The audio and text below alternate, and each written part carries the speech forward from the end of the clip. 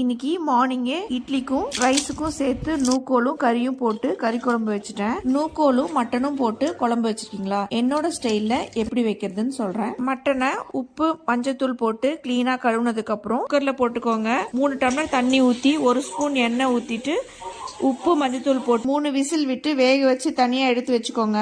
நூக்கோல உருளைக்கிழங்கு எப்படி கட் பண்ணுவோமோ அந்த மாதிரி கட் பண்ணிக்கணும். 1/2 மூடி தேங்காய், 2 ஏலக்காய், பூண்டு 5 பல்லு, இஞ்சி 5 துண்டு, கொஞ்சமா புளி, 1/2 ஸ்பூன் கசகசா, 1 ஸ்பூன் மிளகாய் தூள், 1/2 ஸ்பூன் தனியா தூள், 2 தக்காளி பழுத்தது, ஒரு 5-6 முந்திரி, இது எல்லாத்தையும் நல்லா பேஸ்ட் மாதிரி மிக்சியில நல்லா அரைச்சு எடுத்துக்கோங்க. 4 ஸ்பூன் எண்ணெய், பட்டை, கிராம்பு, ஸ்டாரு, வெங்காயம், கருவேப்பிலை இலைகள், சோம்பு இது எல்லாத்தையும் நல்லா மிக்ஸ் பண்ணிட்டு நம்ம கட் பண்ணி கிளீன் பண்ணி வச்சிருந்த நூக்கோல அதோட சேர்த்துட்டு கொத்தமல்லி இலைகளையும் சேர்த்துருங்க. 1 ஸ்பூன் கரம் மசாலா, வேக வச்சு தனியா எடுத்து வச்சிருந்த கறி சூப்பு அதையும் கூட சேர்த்துடணும். அதுக்கப்புறம் அரைச்சு வச்சிருந்த பேஸ்ட் அதை எல்லாத்தையும் போட்டு உப்பு காரம் எல்லாம் பாத்துக்கோங்க. கொஞ்சமா உப்பு பத்தலைன்னா உப்பு போட்டுக்கோங்க. இந்த ஸ்டேஜ்ல மீதி இருக்க கொத்தமல்லி இலைகள் போட்டுக்கோங்க. எவ்வளவு தண்ணி வேணுமோ அவ்வளவு தண்ணி ஊத்தி கொஞ்சமா கஸ்தூரி மேத்தியும் கேசரி பவுடர் 1 பிஞ்சும் போட்டு குக்கரை க்ளோஸ் பண்ணி அந்த காய் வேக வைக்கிற அளவுக்கு 2 விசில் விட்டா போதும். அதுக்கப்புறம் அடுப்பை ஆஃப் பண்ணிட்டு சர்வ் பண்ண வேண்டியதுதான். இந்த கறி குழம்புக்கு அப்பளம் வச்சு சாப்பிட்டு பாருங்க, செம்ம சூப்பரா இருக்கும். ஒரு தடவை செஞ்சு சாப்பிட்டுட்டு அப்படியே என் பேஜை ஃபாலோ பண்ணிட்டு எனக்கு கமெண்ட் பண்ண மறந்துடாதீங்க.